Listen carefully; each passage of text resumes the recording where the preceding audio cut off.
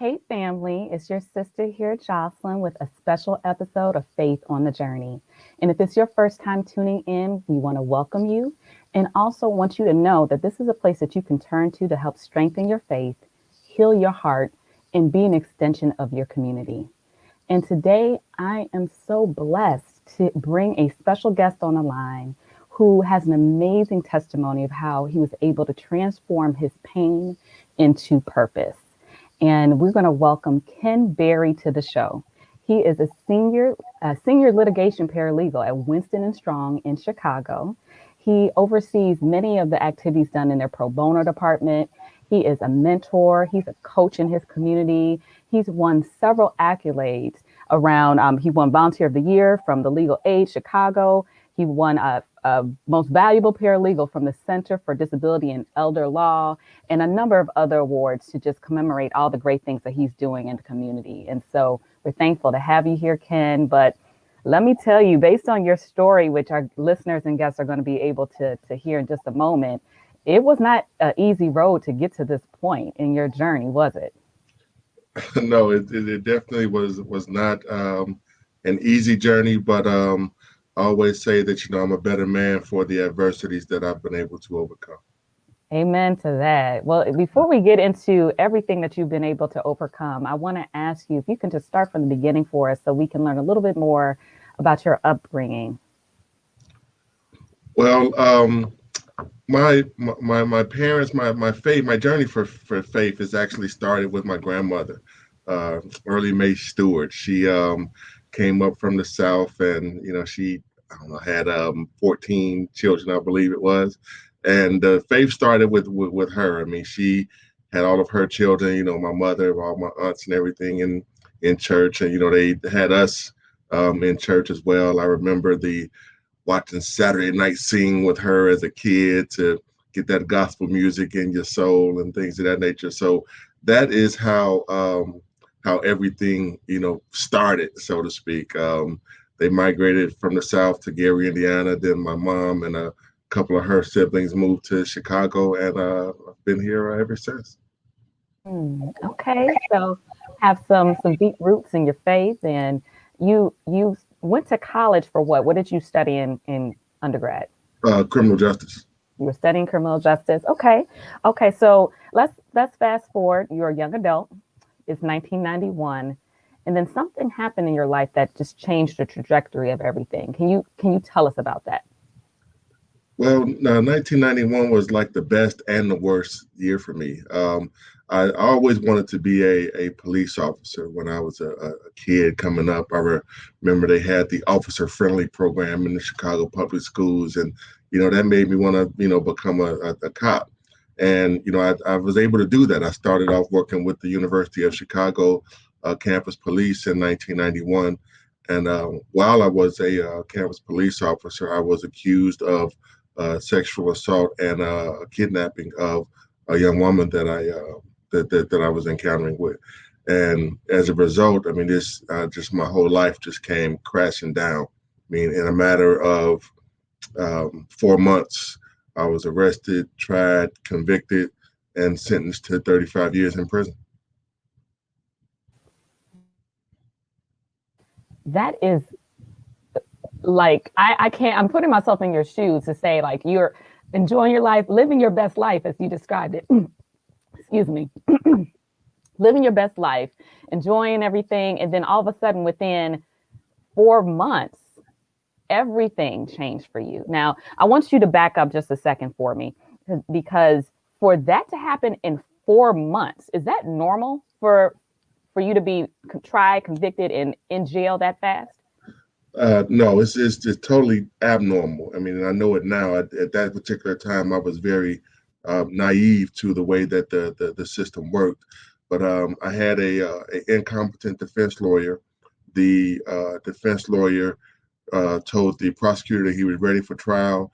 The prosecutors cleared their schedule, and I was, like I said, I was arrested November 16th of 1991. I was convicted by March 5th of 1992 and sentenced on April 2nd of 1992. My God. Okay, so you get convicted and they gave you your calculation sheet to talk about how long you were going to actually be in jail. Talk about that moment.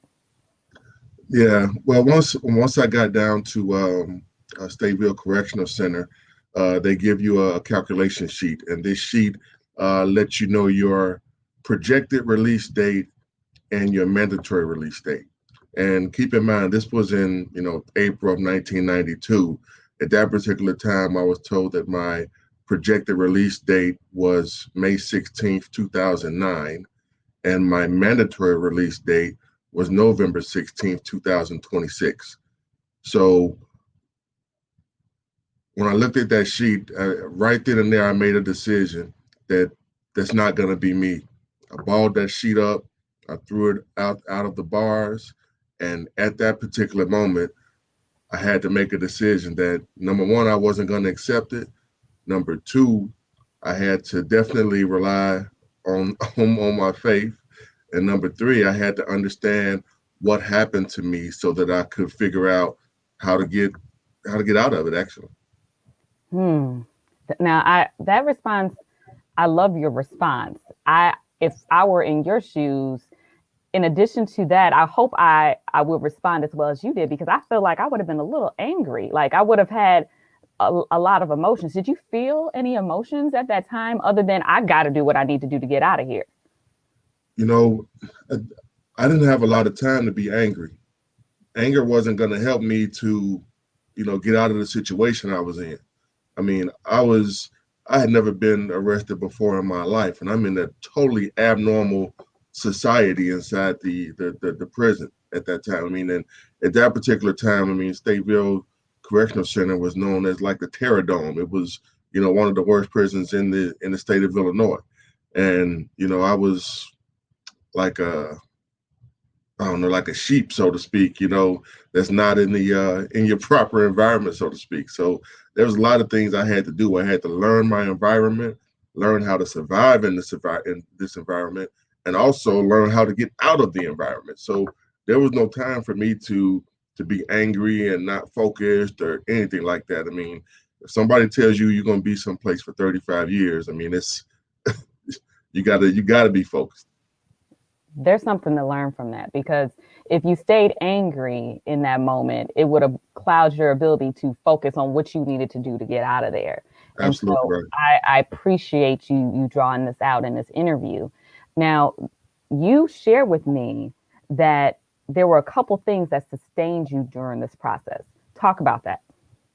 Well, the number one, I always tell people that you're stronger than you know, and I never. If you would have asked me ahead of time that, could you have done that, I probably would have said no. I had no concept or anything like that. But looking back on it now, and I think that everybody is that's in everybody. It's in everybody to be stronger than you thought you could be.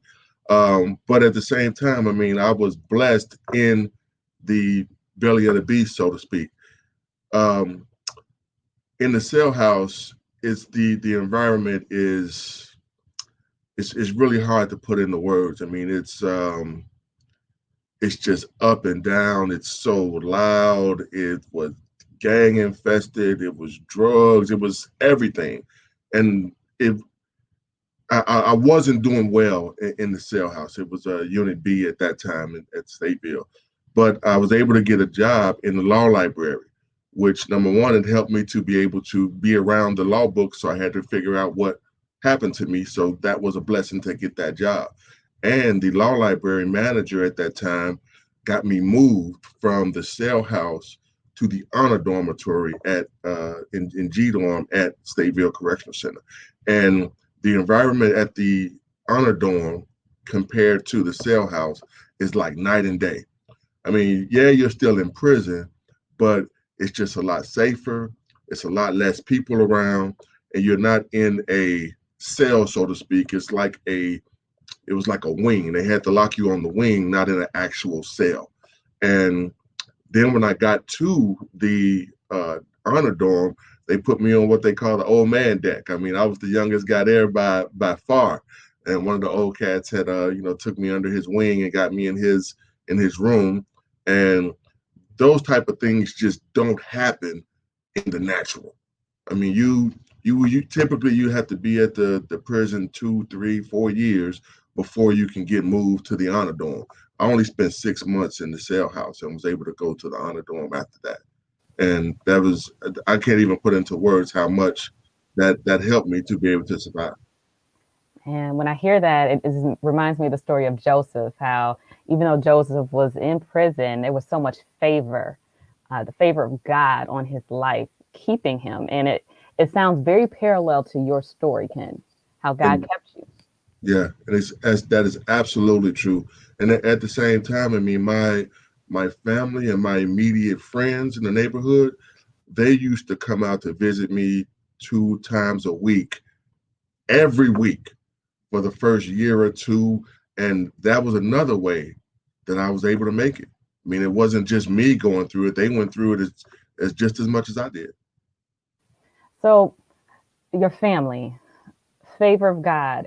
But with all this, how was the suffering that you were dealing with by being wrongly convicted? How was that shaping your faith? Well, number one, I always knew that I was coming out of there. I didn't know how, I didn't know when, but I knew it was going to happen. And what a lot of people don't understand is that I got denied a lot of times. I couldn't get anybody to listen to me for a long time. From 1992 through 1996, I had 5, 6 different courts deny me. They wouldn't listen to me. And that was really hard to be denied, but maintain your faith and keep on pushing. Keep on pushing. I mean, if it would have been up to me, it would have been over right away. But you know, my time is not always God's time, and uh, but being able to maintain through the midst of the storm, that was it. That's it for me. Hmm. So, so you got denied on a number of occasions, but you're like, nope, I don't accept this. I'm gonna That's keep right. pressing. Yeah, I'm going to get out of here. yeah. When did things shift? What took place to finally allow you to find freedom? Well, two things. Number one, there was a reporter with the Chicago Tribune. He's passed on now. His name was John O'Brien. John wrote a positive article on my behalf in like late 94, 95, I believe it was. And he knew my defense lawyer was incompetent. So he wrote an article on my behalf. As a result of that article, I put together a packet and sent it to major law firms in Chicago, Peoria, and Springfield. And that packet had a scale of justice on the front of it. And the words were, innocent man sinks one chance to be heard. And the firm that I work for now, Winston and Strong, was one of the head partners, Kimball Anderson, received that packet. He also received a call from John O'Brien with the Tribune, to kind of, because I'm pretty sure, I mean, Kimball gets letters from all over the country, but getting a call from this reporter saying, look, I've looked into this situation. This young man is innocent. So that's what started everything. The pendulum was swinging, my way a little bit. That's how it got started. Nice. Okay, so they got the packet. Then what happened? How did you hear the news? You know, I was on the exercise yard, and there were some officers calling me over the loudspeaker, and I didn't know what they wanted. They was like, "You got to go back to the cell house right away. Your lawyer wants to talk to you." And I'm thinking to myself, "My lawyer? Like I don't have a lawyer." But I get back to the cell house, so they give me this name and this phone number. There was a young associate with the firm. His name was David Korup. So they gave me his number. I called him. He says, look, we got your information. We want to look into your case. We want to come see you. When is a good day for you? I'm thinking to myself, I'm here every day. Any day is a good day for me. You can come now if you want. So they came down to see me, about a month later. they made the decision that they were going to represent me free of charge, pro bono, to help me prove my innocence. Amen to that.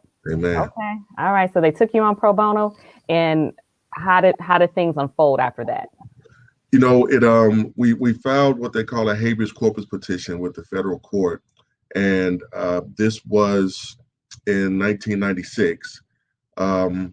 So the process just had to, go through the courts and go to what they call an evidentiary hearing, where I got a chance to bring in my defense lawyer that I initially had, the incompetent lawyer, present some of the evidence that was never presented. So we presented that, and 8 years to the day that I was arrested, on November 16th, 1999, the federal court granted my my habeas corpus petition. So they told the state, you have 90 days to either release him or retry him. And what did they choose to do? Unfortunately, they chose to retry me, but it's still, the evidence was always there. It was presented in a clear and concise manner. And, February 1st in 2000, I was exonerated of everything. Exonerated of everything. Yeah. And when you got that news, were you crying like a baby? What was your reaction? We were in the courtroom, and when the jury came back and said not guilty, I broke down. I was crying. My sisters were crying. My legal team. They were everybody was so ecstatic. And there was another reporter there named David Protest with Northwestern. I remember him jumping up and down, and it was just amazing. It's really hard to put into words. I don't know. I get emotional just going back to it, just thinking about that day right now. It was one of the best days I could ever imagine. Man, yeah. Thinking about everything that you went through and how God sustained you, and you knew that day was coming, and to experience that breakthrough. And I just want to reflect just a moment on something that I think is so significant about your process, because you were a victim of the system who did treat you unjustly, but you didn't stay focused on that. During the time, you're like, yeah, this was wrong. I was treated wrong. But if I stay focused on being a victim, I'll be angry. I'll be over here soaking in my mess, and I won't focus on what I need to do to get out of here. And I think that's something that we, regardless of whatever we go through in our lives, can learn from. Because yes, sometimes you might be a victim of something that's done wrong to you. You might have been treated unjustly. You might have had someone sin against you. But if you allow that to turn inward and to stay focused on just the fact that you were a victim, and not, okay, what can God do through this situation? How can God bring me out of this? Then if your focus stays on that, then you'll stay stuck. And you didn't stay stuck. You said, God's going to bring me through this. I'm going to keep my focus on him and the goal. And you were able to celebrate that moment 8 years later. And I appreciate that. And you know what? Let me share this as well. This right before I was exonerated, right before I got out, it was like one of the darkest moments right before that light. And because when I went, they took me back from where I was at to Stateville again when I was going back to court for the evidentiary hearing. At that particular time, since I was what they call on a writ, they put you in segregation while you're going to and from court. So I had never been in segregation before. So I was in the cell for this. This was probably three and a half, maybe 4 months, going to and from court. During that time, no TV, no radio, no nothing. Me and God. I had my memories of my scriptures. I had my songs that I had in my head. I had, legal stuff to look at, things of that nature. I didn't even have a Bible. But sometimes you got to encourage yourself. Yes. I can remember myself. I can remember myself being in the cell, singing to myself. When I used to sing a song, I just like made up a song. Send me home, Lord. Send me home. I was singing to myself in the cell, Right. Mm-hmm. you know, and it was at first I was only supposed to be there for like a month and a half. Then we ended up having to get a continuance, which made me stay there about 4 months. And 4 months just in that cell, and then next thing you know, bam, I'm home. You know, so it seemed like it was the darkest time right before the light. But and sometimes you have to go through that wilderness, so to speak. But man, just maintain. That was my word for the day. Every day, maintain. Maintaining. Come Yeah, on with it. And that's I got a visual when you were describing that of being in the hallway, right? You were on your way. You were passing through, you were leaving, the 8 years behind. You were right there almost at your breakthrough. But in that in between in that hallway, it could be so discouraging. It could be almost like you're suffocating, like, am I getting out of here? yeah, But you maintained you maintained your faith and you stood on what you knew. And I love how you talked about how you didn't even have a Bible, but the word of God was in you enough so that you can stand on it that's when you right. needed it. And That's so right. I hope y'all are taking notes, because even though your situation might not be the same, there will be moments in your life where you're in that hallway, where you're right there and you're right at that moment, right before your breakthrough. And you could give up, but it's right there. Yeah. And so 4 months, you finally get the verdict that you are innocent man. But 8 years is behind you, and you pretty much needed to figure out what's next in life. So what took place once you got out? Well, I mean, once I got out, I mean, I didn't have a. It was the same way. I didn't have a whole lot of time to say, "Woe is me." I was living with my mom. My mom had gotten sick, had to have bypass surgery, and I'm at her house, and she's in the hospital. I mean, I had to get back in the saddle quick. So and I got a job. I mean, the first job that I got when I came home was with the Chicago Catholic Charities, working as a mentor with one of their alternative high schools.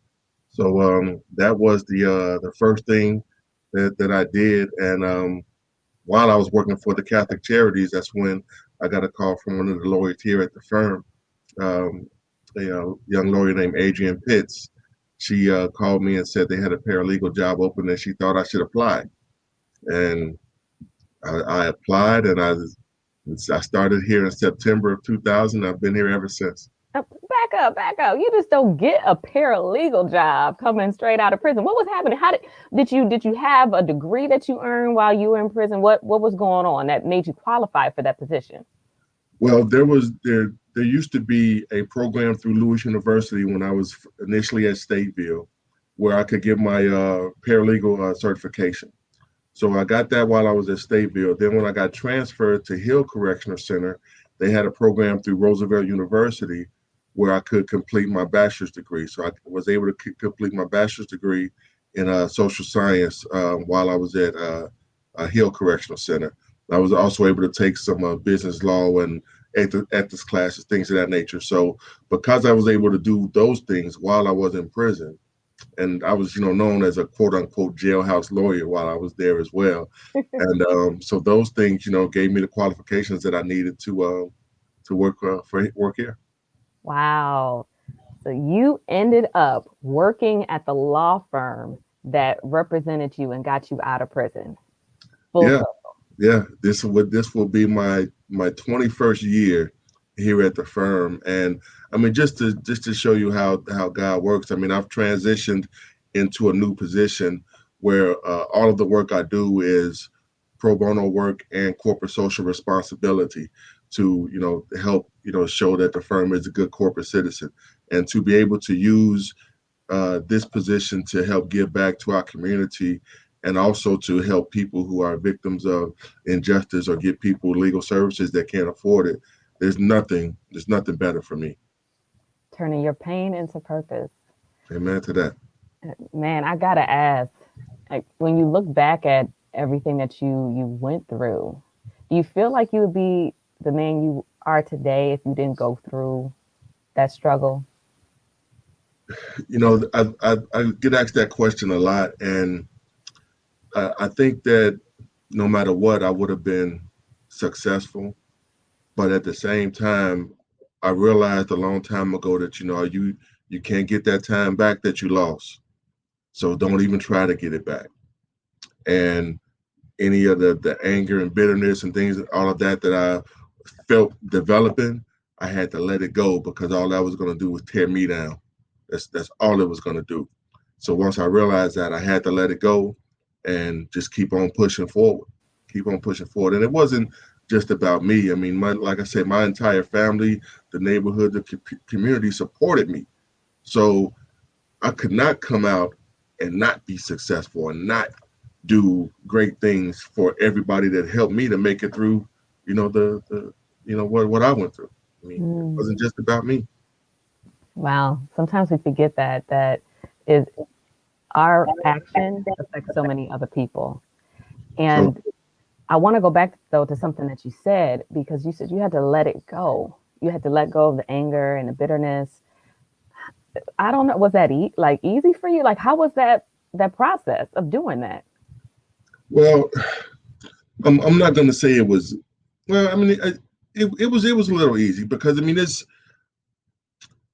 one of the greatest gifts that God gives us is free will, the ability to choose. And I believe that when we really put our mind to doing something, that we can do it. And when I found myself, like almost getting into fights and things of that nature, I mean, and that wasn't me. That wasn't me. And I was like, you know what? Yeah, I see what's happening. I see where it's coming from. I told myself, I mean, sometimes one of the hardest things to do is for you to check yourself, so to speak. Look yourself in the mirror. Man, get yourself together. Stop it, basically.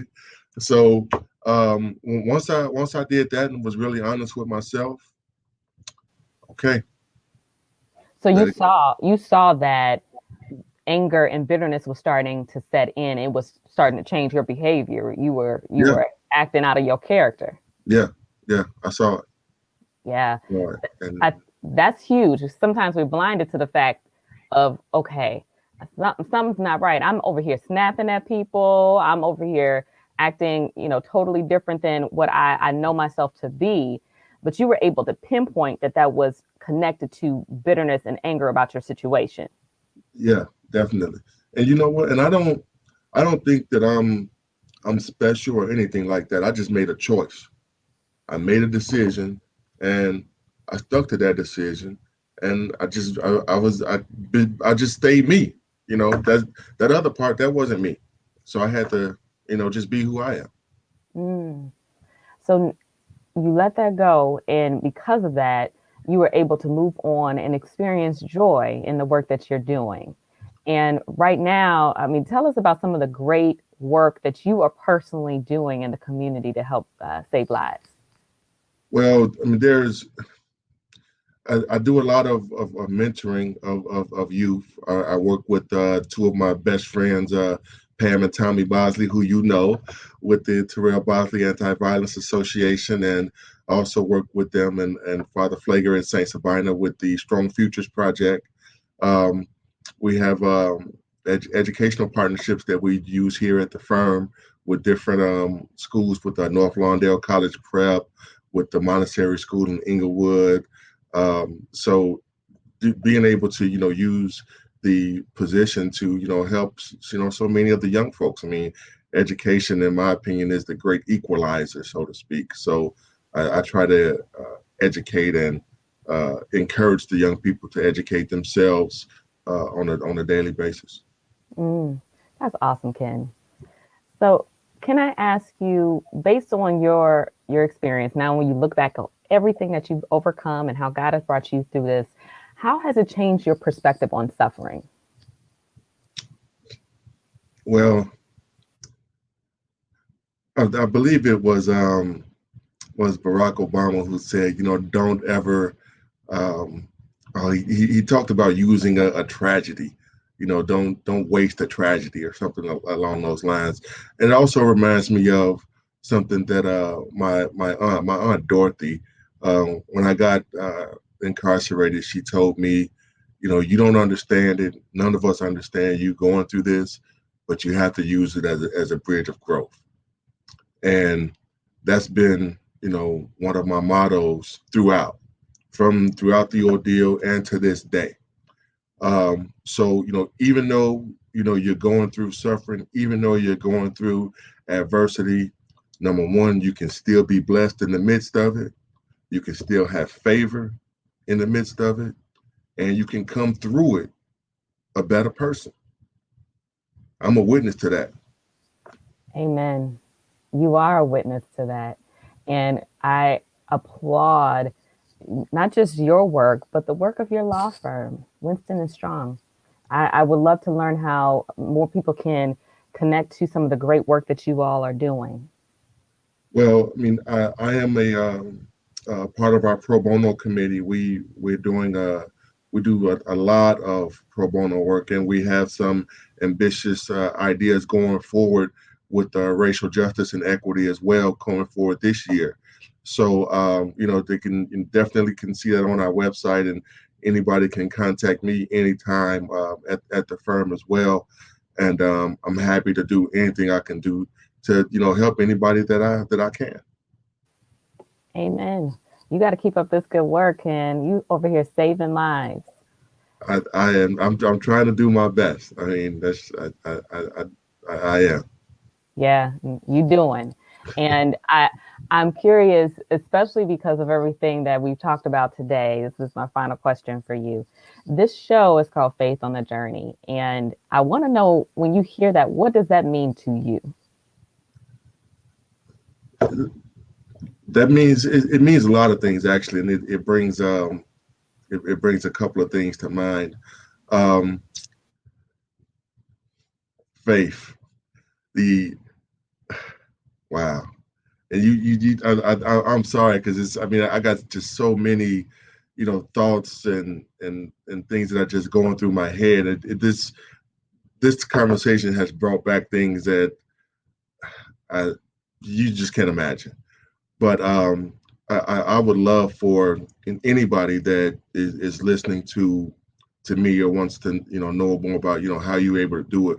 Like I said earlier, I'm not this perfect person or anything like that. Nothing was special about me. I made a choice. I never let go of my faith through everything, all the good, all the bad, and that's something that anybody can do. And believe me, there were hard days. I was telling you that when I looked in my journal, I saw some things that I had written in that journal that was like, oh my gosh, what was I going through on that day? I mean, and sometimes, you know, the rope feel like it's gonna break. You got to reach beyond that break and just hold on. Just hold on. Hold on. sometimes, sometimes that's all you can do is just hold on during a storm, but knowing that someone's holding you up, right? And That's and right. That's right. and God's strength brought you through, and I'm so grateful. I'm I, grateful for it. I you thank you know, for being here with us today and for just sharing your faith, Ken. I thank you for having me. I mean, just and when you get a minute, go listen to one of my favorite songs, Yolanda Adams, "Riding Through the Storm." Through the storm. Riding through the storm. Ooh, that sounds like that was your theme song. It was. It was. Yes, yes. And if anybody is listening or watching today that is finding themselves in the storm, just remember this interview. Just think about how, even though you are in it, and let's not deny that you are in it. You might be in the belly of the beast right now, but you're not there by yourself. And that's the thing that you need to stand on, knowing that God is going to bring you through that. If you're in the hallway right now, do not give up. There's something awaiting for you once you get past that door. So just keep on to your faith, stand on your faith, know that word, and God's going to bring you through it. But Ken, again, thank you for being a special guest on this show. Many people were blessed by your story and will continue to be blessed by your story. So I thank God for you. But thank you so much. I very much appreciate it. I mean, no one could ever tell me what God won't do for you. I know that's right. Well, yes, if you were tuning in today, I hope that you were blessed just like I was by Ken's story. And if you haven't already, I'm going to encourage you to subscribe and to follow us on social media. You can follow us on Facebook and Instagram, and you can subscribe to our podcast on Apple Podcasts, Spotify, and just check out some of the great stories and testimonies of faith that are meant to encourage you, to help you heal, and to build an extension of your community. So make sure that you subscribe. You can also find free resources to help you on your healing journey by visiting faithonthejourney.org. Again, that is faithonthejourney.org. So that's it for this episode. We again thank you for tuning in. And until next time, you keep your faith on the journey. See you soon. Yeah, thank you.